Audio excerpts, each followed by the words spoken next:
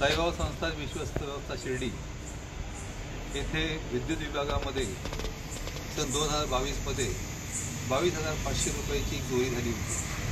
त्या अनुषंगाने तक्रार केल्यानंतर साईबाबा संस्थानने एक अंतर्गत लेखापरीक्षण केलं आणि त्यामध्ये 64 लाख रुपयाची चोरी सापडली गेली।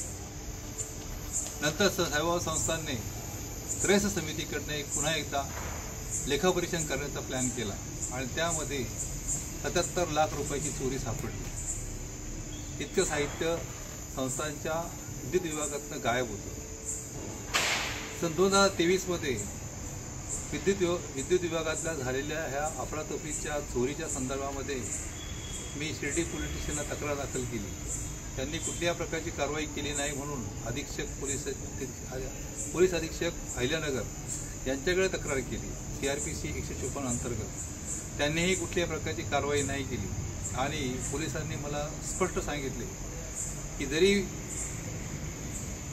लेखापरीक्षणामध्ये घोटाळा दिसला असला किंवा चोरी झाल्याचे निदर्शनास येत असेल तर ही तक्रार देण्याचा अधिकार साईबाबा संस्थानला आहे आणि तुम्हाला नाही। मी उच्च न्यायालयामध्ये याचिका दाखल केली।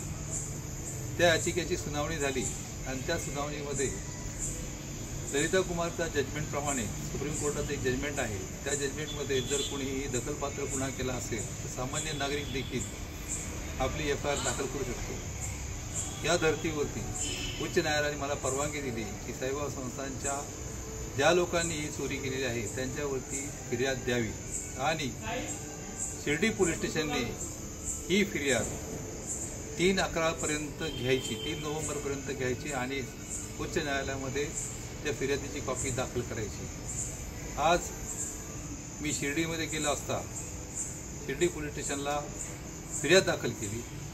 साईबाबा संस्थानने या 77 लाखाच्या संदर्भामध्ये 47 कर्मचाऱ्यांना अधिकाऱ्यांना दोषी धरलेला असून त्यापैकी 39 लोकांनी त्यांचे पैसे परत केलेले आहेत। साईबाबा संस्थानच्या ह्या झालेल्या घोटाळ्यामध्ये, या चोरीमध्ये, अफरातफरीमध्ये शिर्डी पोलीस स्टेशनने आज 47 लोकांवरती गुन्हा दाखल केलेला आहे। यात प्रामुख्याने माझी अशी मागणी आहे की साईबाबा संस्थानच्या लेखापरीक्षण विभागाच्या प्रमुखाने तसंच डेस्कटॉप विभागाच्या प्रमुखाने या दोघांनी मिळून दोघं व्यक्ती एकच आहे, यांनी संगनमताने डेस्कटॉप कमी दाखवणे आणि भ्रष्टाचार करणे ही जी 2017 पासून 2023 पर्यंत मालिका लावली ती विद्युत विभागात ओळखली झालेली आहे।